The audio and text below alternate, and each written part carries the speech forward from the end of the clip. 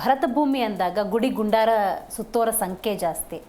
ಕಷ್ಟ ಅಂತಿರ್ತಾರೆ, ಬೇಕಾದಷ್ಟು ಪರಿಹಾರಗಳನ್ನು ಮಾಡ್ಕೊಂಡಿರ್ತಾರೆ, ಆದರೂ ಕೂಡ ಫಲ ಕೊಡ್ತಿರೋದಿಲ್ಲ. ಈ ಥರದ್ದು ಒಂದಷ್ಟು ಮಾತುಗಳಿದೆಯಲ್ಲ, ಇದು ಎಲ್ಲಿ ವ್ಯತ್ಯಾಸ ಆಗಿದೆ ಅಂತ. ಶ್ರದ್ಧಾಂ ಕಾಮಸ್ಯ ಮಾತರಂ ಕೇಳಲಿಕ್ಕೆ ಜನರಿಗೆ ಕಷ್ಟ ಅಂತ ಅನಿಸ್ಬೋದು. ಒಂದು ಜ್ಯೋತಿಷ್ಯ ಶಾಸ್ತ್ರದಲ್ಲಿ ಒಂದು ದೋಷ ಅಂತ ಬರುತ್ತೆ, ಅದಕ್ಕೆ ಪರಿಹಾರ ಅಂತೇಳಿ.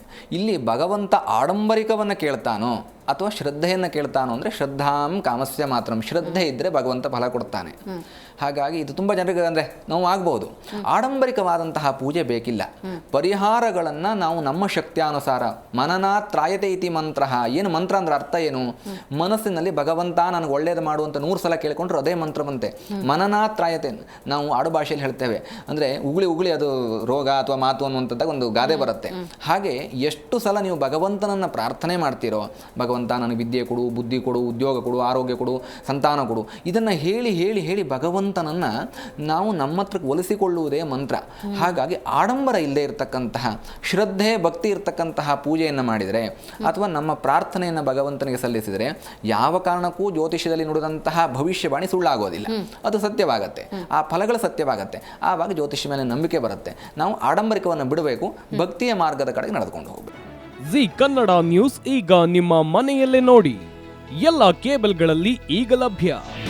ನಿಮ್ಮ ನೆಚ್ಚಿನ ಜಿ ಕನ್ನಡ ನ್ಯೂಸ್ ಈಗ ಸನ್ ಡೈರೆಕ್ಟ್ ನಲ್ಲಿ number 292, Tata play number 1664, Jio TV number 1334, NXT digital number 30, in cable number 30, city networks 51, U digital number 162, GTPL number 17, Rockline telecommunications number 42, Shri Basaveshwara cable number 168, rural cable network 60, Vinayaka digital 57, Abhishek cable 821, city channel 53, Siddeshwara cable network 57, ವಿ4 digital infotech 628, Surya digital networks 53, Gajanan digital number 836, Malnad infotech private limited number